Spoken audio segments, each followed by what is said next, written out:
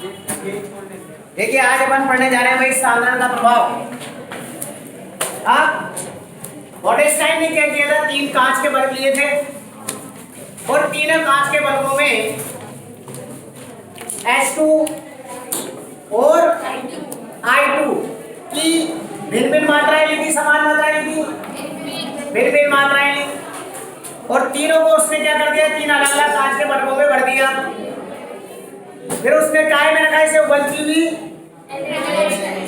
गंधक में, जिससे 444 डिग्री सेंटीग्रेड पर H2 + I2 = 2HI में साम्य शीघ्र ही स्थापित हो जाता है। फिर इन तीनों कांच के बल्बों को क्या किया उसने, NaOH से भरे पात्र में उल्टा किया और इनके मुंह को, जिससे NaOH इसके अंदर प्रवेश कर गया और उस NaOH ने I2 और HI को अवशोषित कर लिया। फ्लास्क के अंदर क्या बची, हाइड्रोजन गैस, उसका आयतन याद कर लिया। फिर तीनों बल्बों के लिए हमने अलग-अलग Kc के मान को निकाला। तीनों बल्बों के लिए Kc का मान क्या आया, हमें समान प्राप्त हुआ, जबकि मात्राएं क्या थी अलग-अलग, लेकिन Kc का मान फिर भी क्या आया, समान। अतः द्रव्य अनुपात क्रिया के नियम की क्या हुई, पुष्टि हुई, ये पढ़ लिया हमने। इसका मतलब अपन ने ये पढ़ा कि किसी भी रासायनिक अभिक्रिया के सामने पर यदि सांद्रण को परिवर्तित कर दिया जाए, यानी कि अभिकारक की मात्रा को कम कर दिया जाए या बढ़ा दिया जाए, तो Kc के मान पर कोई भी प्रभाव नहीं पड़ेगा। लेकिन यदि हम अभिकारकों की मात्रा को बढ़ाएंगे तो उत्पाद अधिक मात्रा में बनेगा, लेकिन Kc के मान पर कोई भी प्रभाव नहीं होगा। और यदि अभिकारकों की सांद्रता को कम कर दिया जाए तो उत्पाद कम मात्रा में बनेंगे, लेकिन Kc के मान पर कोई भी प्रभाव नहीं पड़ेगा। और क्यों नहीं पड़ेगा वो अपन ने एग्जांपल देके बताया। तो अब मैं कुछ क्वेश्चन दे रहा हूं, इसमें वो अपन करना है। देखो नंबर 1, खाली सांद्रण के प्रभाव पड़ेंगे अभी सारे तीनों अभिक्रियाओं पे। देखो नंबर 1, देखो हैबर विधि द्वारा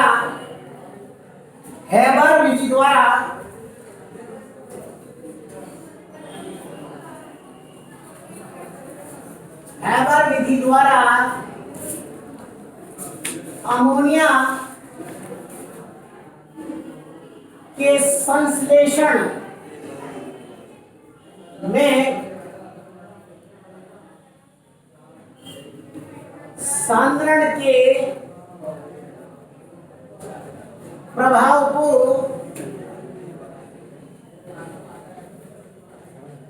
समझाइए। ये मैंने क्वेश्चन दे दिया कि हैबर विधि द्वारा अमोनिया के संश्लेषण में सांद्रण के प्रभाव को समझाइए। देखिए हैबर विधि द्वारा अमोनिया का संश्लेषण अपन ने कैसे किया था भाई, N2 plus rise H2 is equal to, उत्तर में भी आएगी ना, ट्वाइस। ये हैबर विधि द्वारा अमोनिया का निर्माण की समीकरण है। ठीक, अब हमें किसका प्रभाव देखना है इसमें, सांद्रण। तो Kc बराबर क्या होगा भाई, क्या नियम बता रहा है, अपन ने क्या बना था, उत्पाद का सक्रिय द्रव्यमान बटा अभिकारक का, वो उत्पाद क्या है भाई, ये NH3 काय में रख दूं, से बड़े ब्रैकेट में घात कितनी लगा दूं, क्योंकि अणुओं की संख्या कितनी है, बटा इधर देखिए क्या लिखे हैं, N2 का सक्रिय द्रव्यमान इनटू H2 का सक्रिय द्रव्यमान, तीन अणुओं में भाग 3 लगा दी, यानी कि उत्पाद का सक्रिय द्रव्यमान मतलब किसी रासायनिक अभिक्रिया का सामने Kc का मान किसके बराबर होता है, उत्पाद का सक्रिय द्रव्यमान बटा अभिकारक का सक्रिय द्रव्यमान। आप देखिए अपन इसका A और B 2 पार्ट में बढ़ेंगे, एक बार को सांद्रण बनाएंगे और एक बार सांद्रण को कम करेंगे। तो आप देखो लिखना कैसे होता है, सुन लीजिएगा ध्यान से।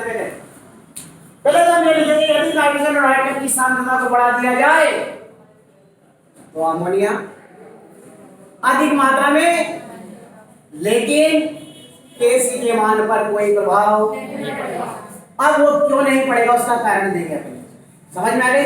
क्यों? सुनो, मैंने बताया था उस दिन, ध्यान से सुनना, सबने बताया था उस दिन, ध्यान सुनना।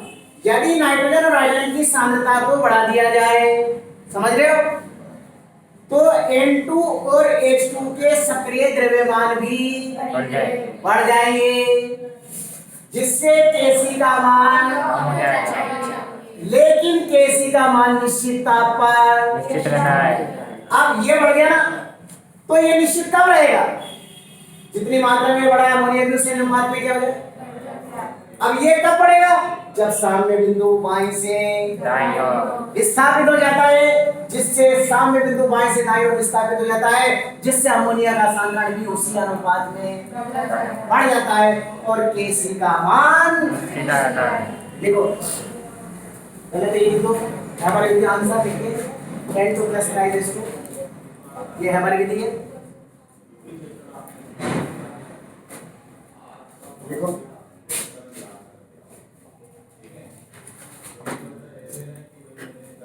फिर लाइट नहीं,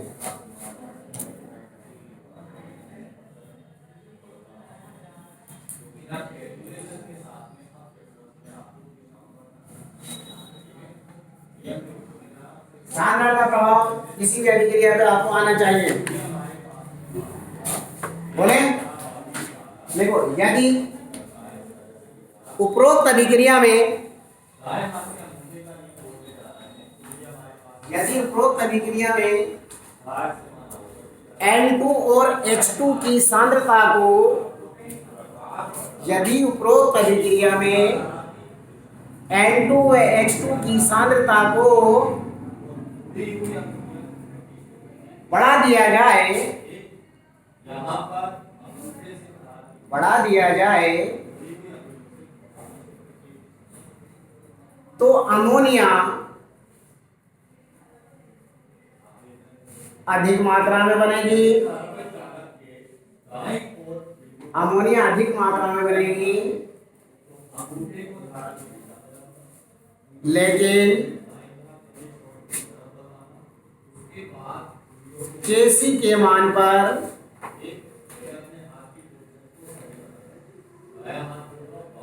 कोई प्रभाव नहीं पड़ेगा।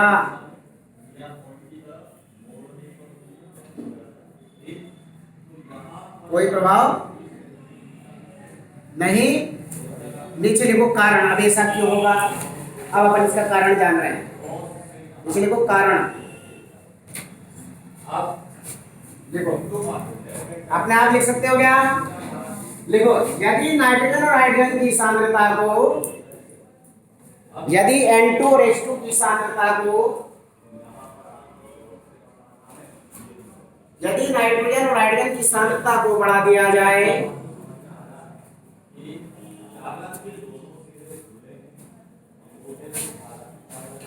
तो इनकी, बोलो कौन सी मात्रा है? मुंह से बोले जल्दी बोल दस। तो इनकी, अरे मुंह से बोलो ना, कौन सी मात्रा है? तो इनकी सक्रिय मात्राएं भी, तो इनकी सक्रिय मात्राएं भी बढ़ जाएंगी। सक्रिय मात्राएं भी क्या होगी? बढ़ जाएंगी, जिससे, बोलो आगे, जिससे Kc का मान कम होना चाहिए।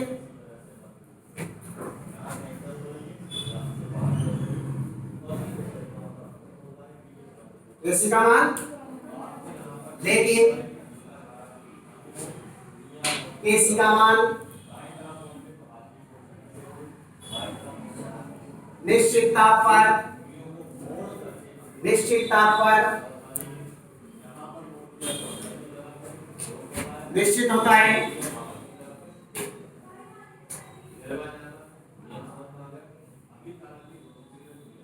पैराग्राफ चेंज कर लो। इसलिए इसके मान को निश्चित रखने के लिए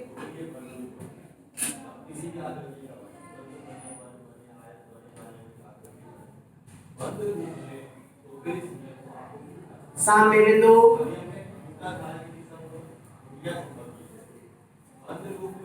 किधर से किधर, बाईं से दाईं ओर विस्थापित हो जाता है। साम्य बिंदु बाईं से दाईं ओर विस्थापित हो जाता है। बाईं से दाईं ओर विस्थापित हो जाता है, जिससे अमोनिया भी उसी अनुपात में बढ़ जाती है, जिससे अमोनिया भी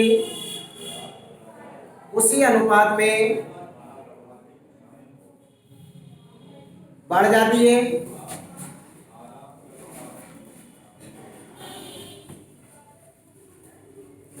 जिससे इसकी सक्रिय मात्रा भी आ गई बात समझ में, जिससे इसकी सक्रिय मात्रा भी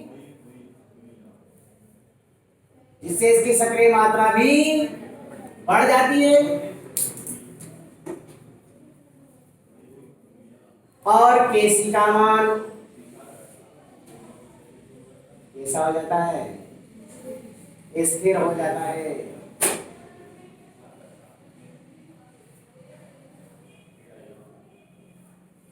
Kc का मान, किसी को कोई प्रॉब्लम आ गई बात समझ में? अब देखो, अब उल्टा करके देखें। ये हो गया, अब भी सुनना ध्यान से। अब उल्टा करेंगे। यदि ए यानी नाइट्रोजन और हाइड्रोजन की सांद्रता को, तो इनकी सक्रिय मात्राएं भी, जिससे Kc का मान, लेकिन Kc का मान निश्चित ताप पर, अब ये कम हो गया ना, तो इसका मान निश्चित ताप होगा जब अमोनिया भी कम हो।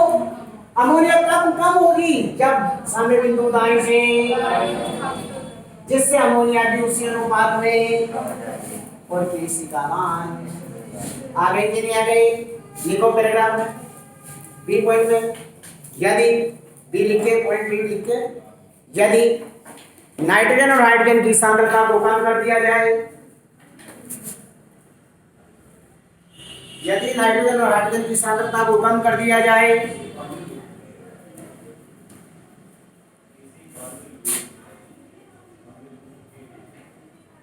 तो अमोनिया कम मात्रा में बनेगी।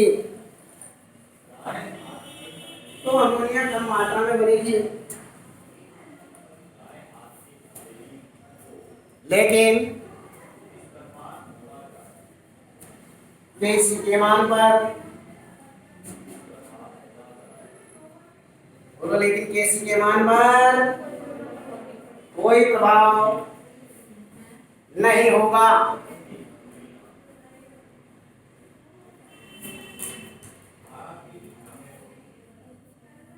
देखो कारण, अब ऐसा क्यों होगा? देखो कारण, यदि उपरोक्त अभिक्रिया में,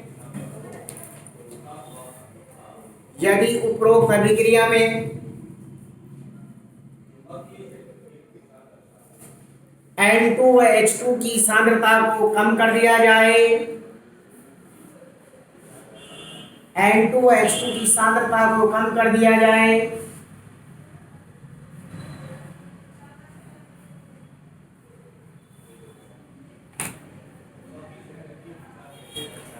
तो इनकी सक्रिय मात्राएं भी कम हो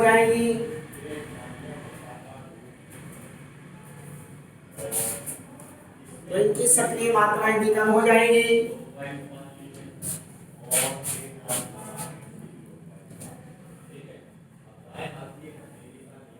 जिससे Kc का मान,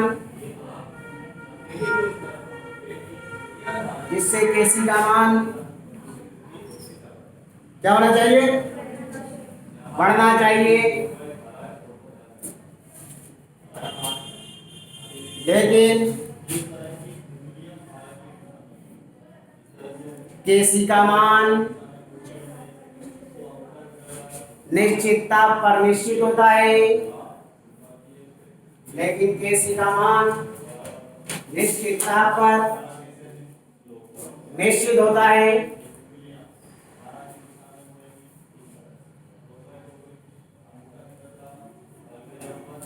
पैराग्राफ चेंज कर लो। इसलिए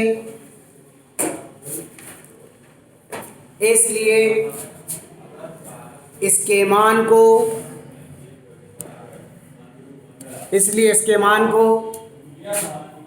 निश्चित रखने के लिए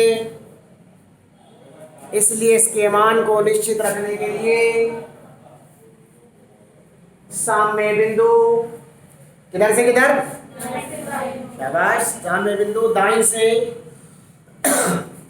बाईं ओर विस्थापित हो जाता है। दाईं से बाईं ओर विस्थापित हो जाता है, जिससे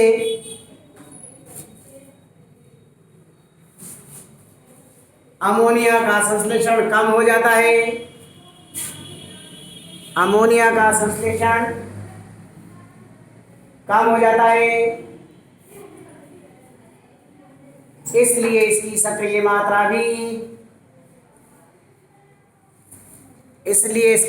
मात्रा भी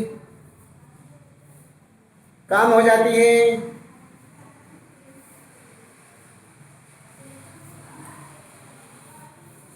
और Kc का मान पुनः स्थिर हो जाता है। Kc का मान पुनः स्थिर हो जाता है।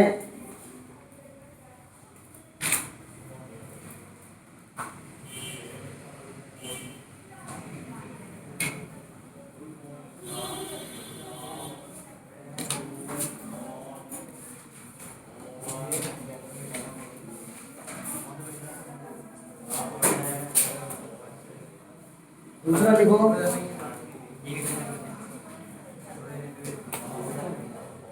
हाँ दूसरा क्वेश्चन देखो,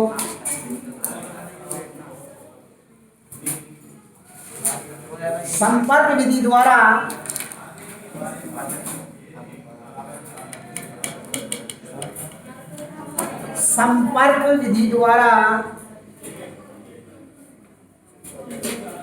SO3 के निर्माण में, SO3 सल्फर डाइऑक्साइड के निर्माण में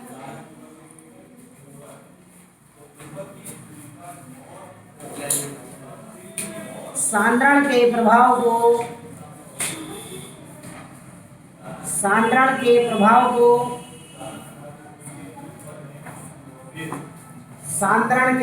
को समझाइए। सांद्रण के प्रभाव को समझाइए।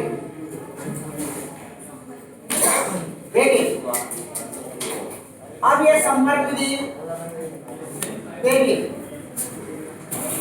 संपर्क विधि द्वारा नोट करेंगे SO3 का निर्माण। देखिए ये कहता है SO2 इससे क्रिया करती है भाई ऑक्सीजन से, और क्या बनाती है SO3 बैलेंस करती है। ठीक, ये कहलाती है संपर्क विधि से SO3 का निर्माण।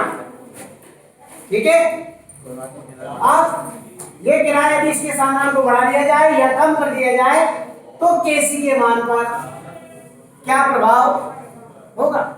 तो Kc बराबर क्या लिख दूं पहले तो, उत्पाद का सक्रिय द्रव्यमान बटा अभिकारक का सक्रिय।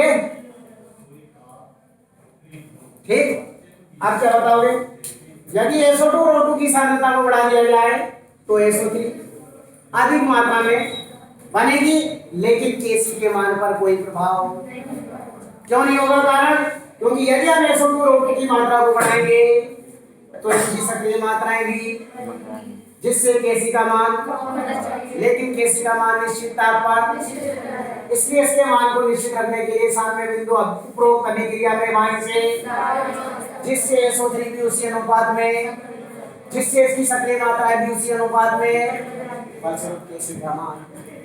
आगे बात सुनो, तो पहले तो ये देखो संपर्क विधि द्वारा SO3 का निर्माण, ये लिखिए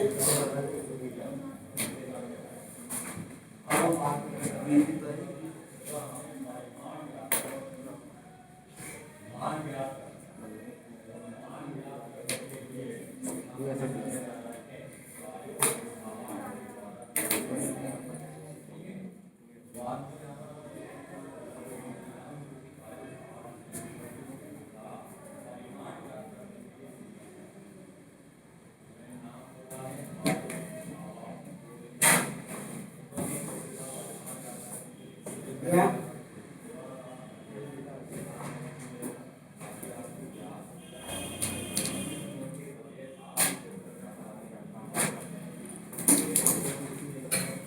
देखो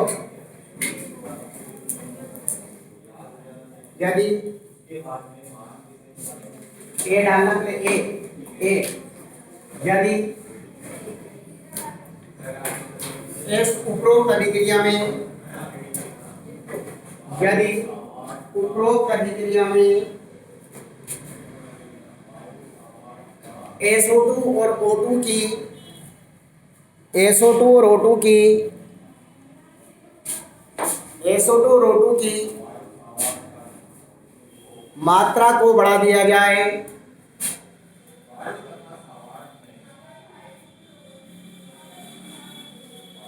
तो SO3 गैस अधिक मात्रा में बनेगी। SO3 गैस अधिक मात्रा में बनेगी, लेकिन बोलो आगे, लेकिन Kc के मान पर कोई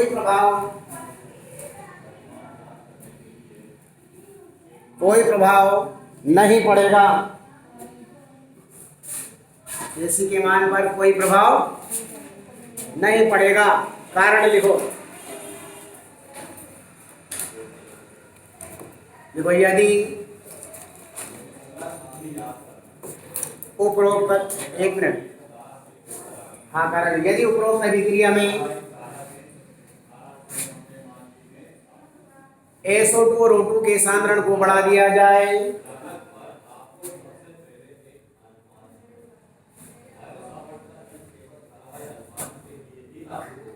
SO2 और O2 के सांद्रण को बढ़ा दिया जाए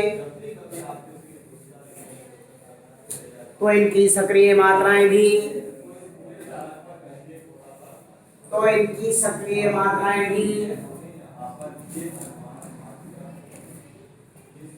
बढ़ जाएंगी,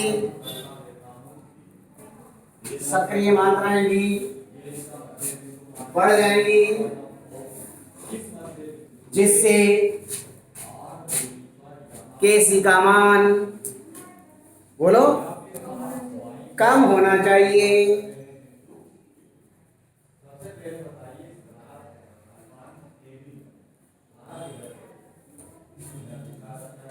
लेकिन Kc का मान निश्चित ताप पर निश्चित होता है।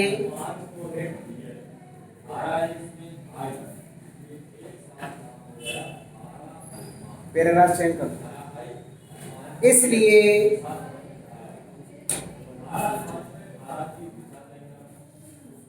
Kc के मान को निश्चित रखने के लिए Kc के मान को निश्चित रखने के लिए बोलो साम्य बिंदु किधर से किधर, बाईं से, साम्य बिंदु बाईं से दाईं ओर विस्थापित हो जाता है, बाईं से दाईं ओर विस्थापित हो जाता है, जिससे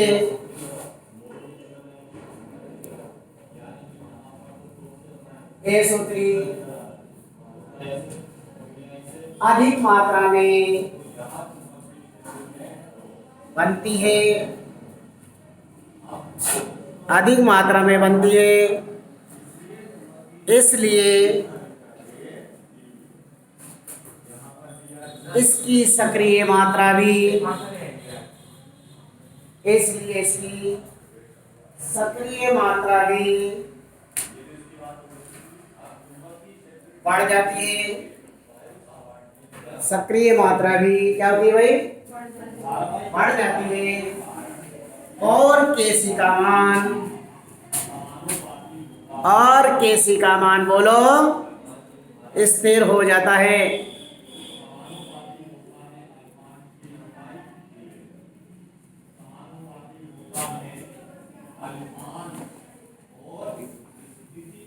बी लिखो, अब रिवर्स कर रहे हैं। हाँ, क्या लिखोगे? यदि उपरोक्त अभिक्रिया में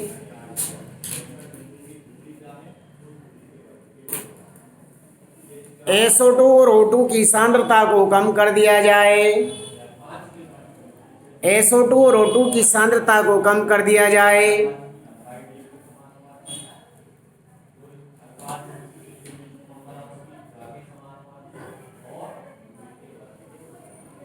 तो SO3 कम मात्रा में बनती है।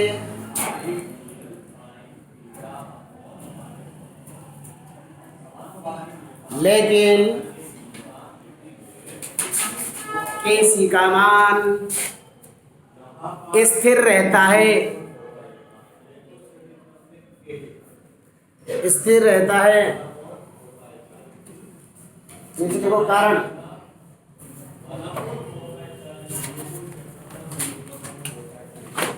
बोलो क्या लिखोगे? यदि उपरोक्त अभिक्रिया में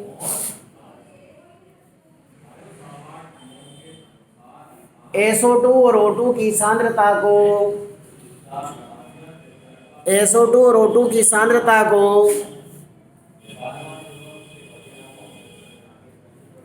कम कर दिया जाए तो इनकी सक्रिय मात्राएं भी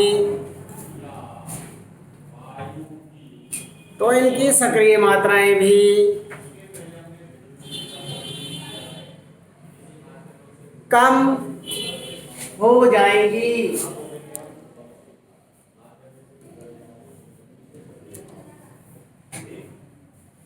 जिससे केशिका मान क्या होना चाहिए? बढ़ना चाहिए।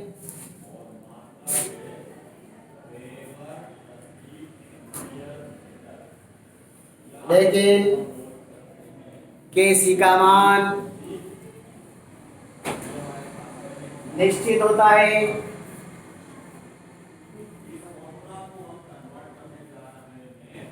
इसलिए पैराग्राफ चेंज करो। इसके मान को निश्चित रखने के लिए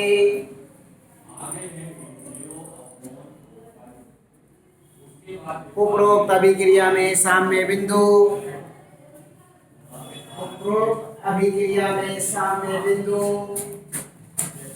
बोलो किधर से किधर? दाईं से बाईं ओर विस्थापित हो जाता है। बाईं से दाईं ओर विस्थापित हो जाता है। जिससे SO3 की सांद्रता कम हो जाती है।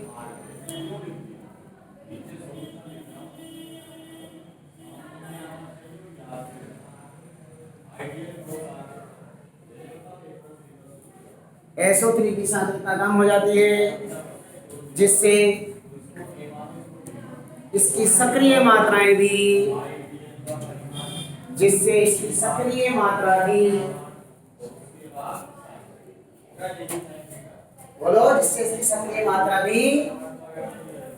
कम हो जाती है। और केशिका मान उन्हें स्थिर हो जाता है।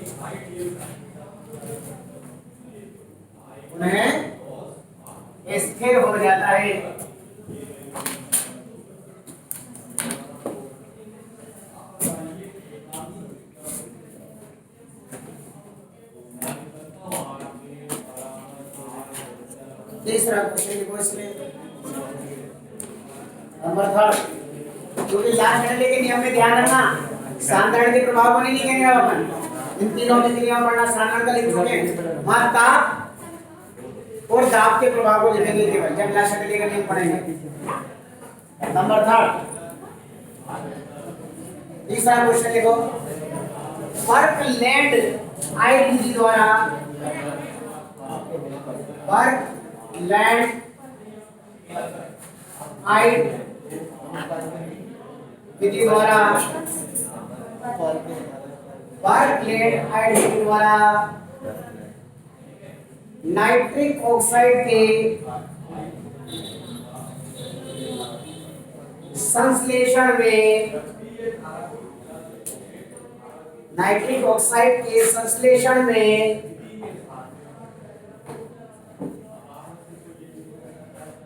सांद्रण के प्रभाव को समझाइए।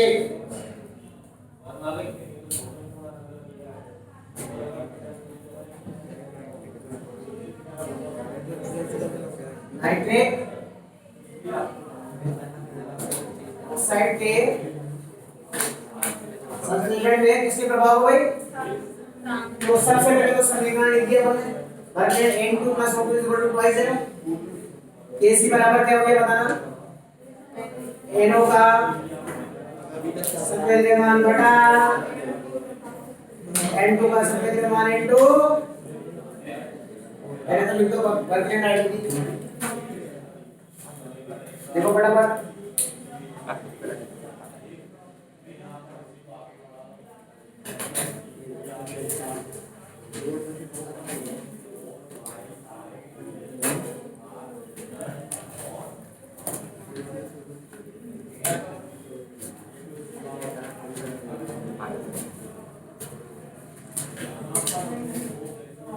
इसमें अगर चाहे ना तो ये और लिख लो ऊष्मा, ताकि आगे दिक्कत नहीं आएगी। 22.4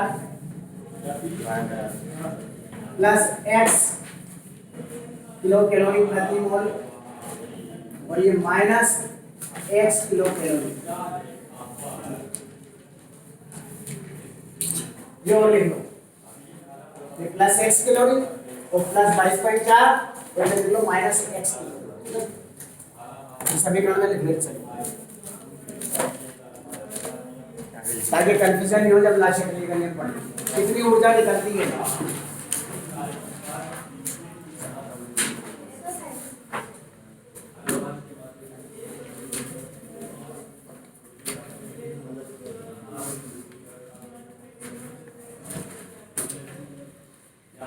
क्या जैसे देखो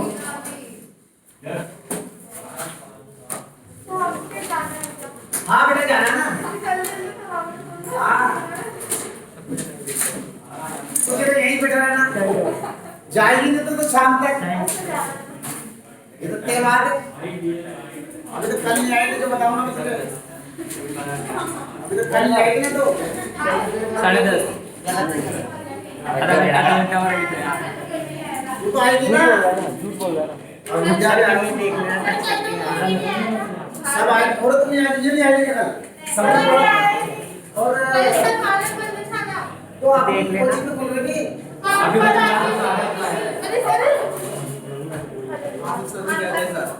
कल पढ़ा था आपने तो वो एब्सेंट थी, कल आपने पढ़ा था दूसरा सब्जेक्ट, ठीक है पढ़ेगी सामाजिक पढ़ाई का नाम, सामाजिक पढ़ाई।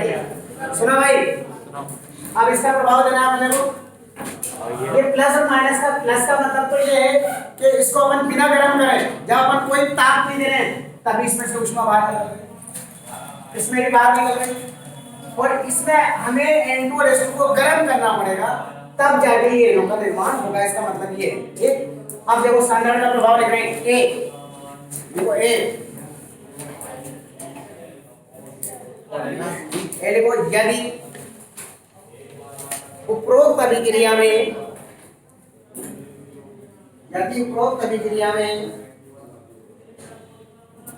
N2 और O2 की मात्राओं को बढ़ा दिया जाए,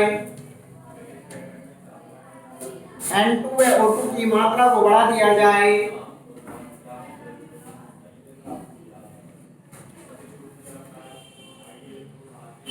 तो नाइट्रिक ऑक्साइड अधिक मात्रा में बनेगी, तो नाइट्रिक ऑक्साइड अधिक मात्रा में बनेगी।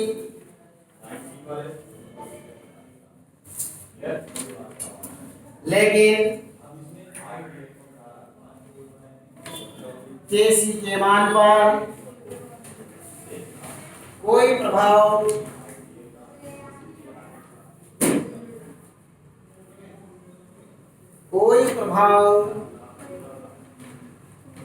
नहीं होगा।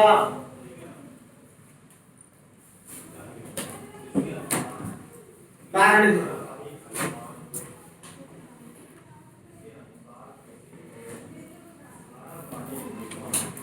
यदि उपरोक्त अभिक्रिया में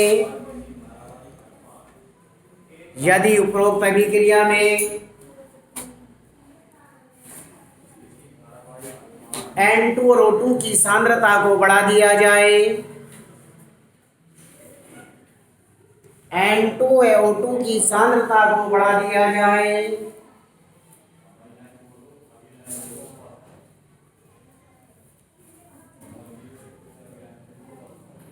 तो इनकी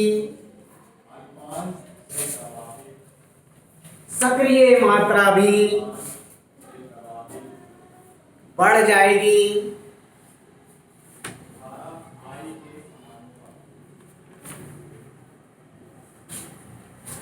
जिससे Kc का मान बोलो क्या होना चाहिए? कम होना चाहिए।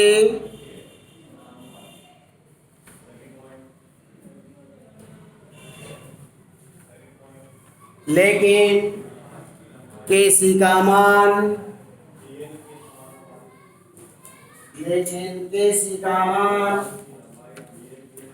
निश्चित ताप पर कैसा होता है? निश्चित होता है। इसलिए पैरा चेंज कर लो। इसलिए उपरोक्त अभिक्रिया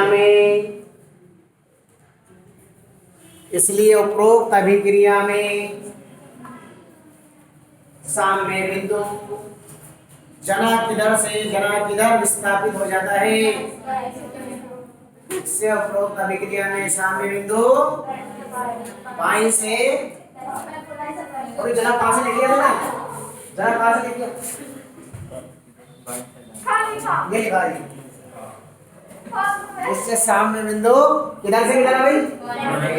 बाईं से दाईं ओर विस्थापित हो जाता है। तेरे में लिखा था बाईं से दाईं ओर विस्थापित हो जाता है, जिससे एनो अधिक मात्रा में बनती है,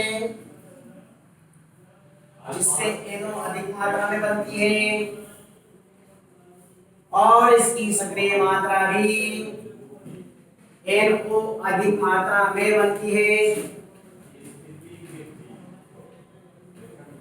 जिससे एनो की सक्रिय मात्रा भी बोलो जिससे एनो की सक्रिय मात्रा भी बढ़ जाती है।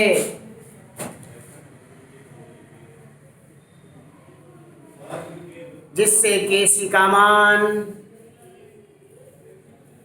स्थिर हो जाता है।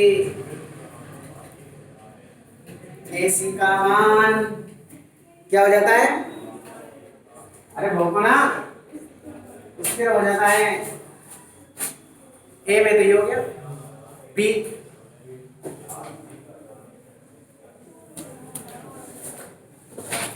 बी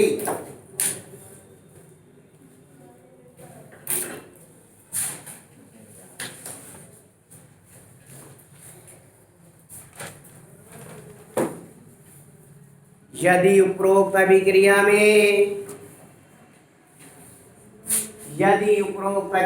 में N2 और O2 की सांद्रता को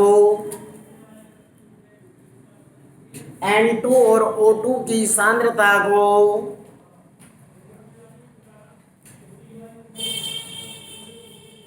कम कर दिया जाए,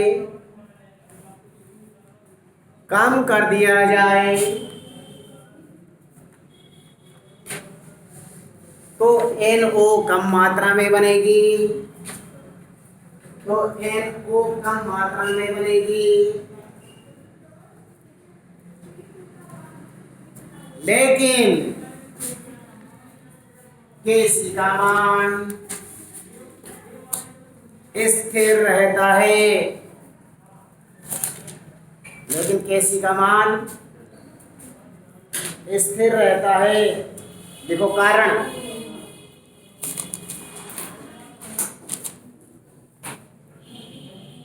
तो यदि उपरोक्त अभिक्रिया में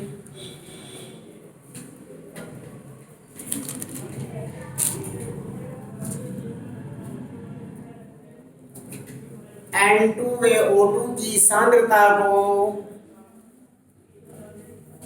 N2 व O2 की सांद्रता को कम कर दिया जाए, कम कर दिया जाए तो इनकी सक्रिय मात्रा भी, तो इनकी सक्रिय मात्रा भी कम हो जाएगी, सक्रिय मात्रा भी कम हो जाएगी, जिससे Kc का मान बढ़ना चाहिए, जिससे Kc का मान बोलो बढ़ना चाहिए। लेकिन Kc का मान, लेकिन Kc का मान निश्चित होता है, Kc का मान निश्चित होता है। इसलिए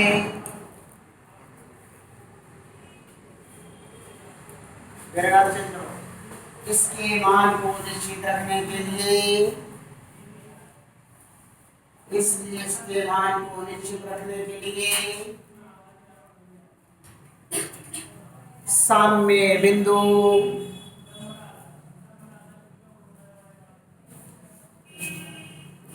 साम्य बिंदु इधर से इधर दाईं से बाईं ओर विस्थापित हो जाता है,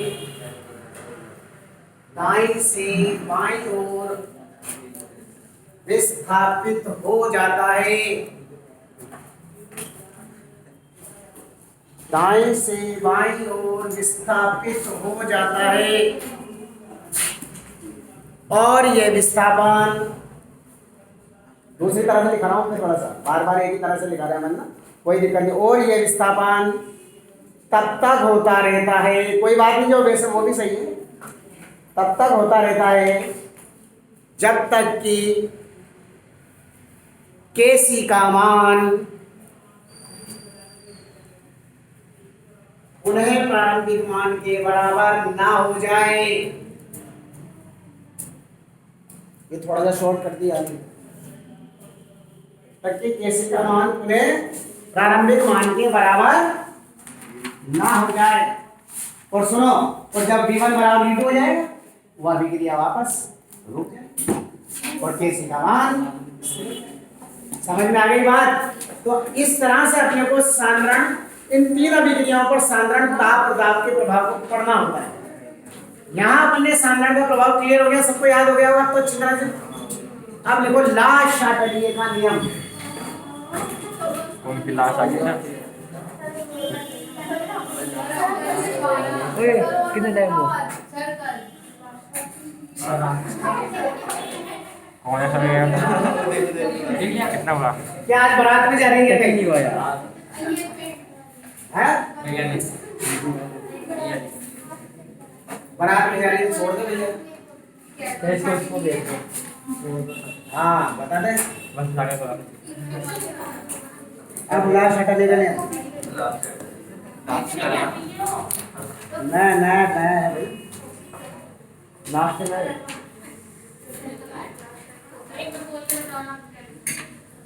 लास्ट के लिए लास्ट शाटलिए का नाम लास्ट लास्ट शाट के लिए शाट के लिए का नाम।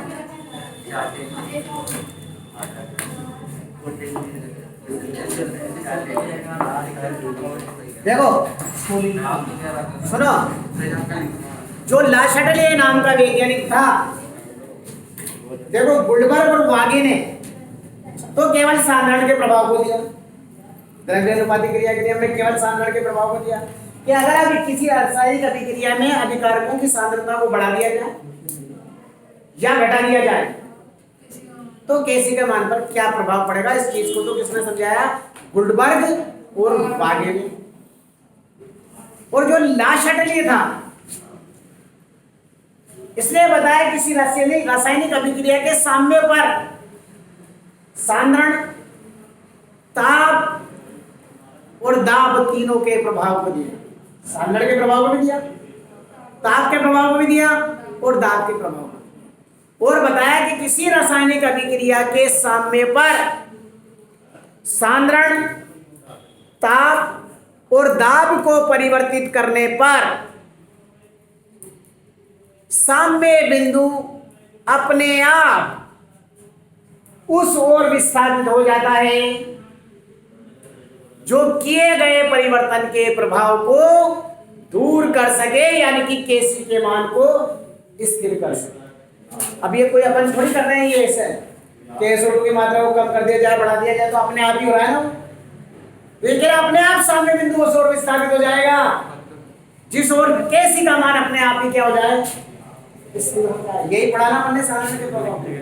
तो यहाँ ला शाटलिए का नियम कहता है कि किसी रासायनिक अभिक्रिया के साम्य पर सांद्रण, ताप और दाब को परिवर्तित करने पर साम्य बिंदु उस ओर विस्थापित हो जाता है जो किए गए परिवर्तन के प्रभाव को पास बुला सके। क्या कर सके? पास बुलाता ना, किए गए परिवर्तन के प्रभाव को दूर कर सके। आ गई बात समझ? लिखो ला शाटलिए का नियम। इस नियम के अनुसार, इस नियम के अनुसार किसी रासायनिक अभिक्रिया के साम्य पर,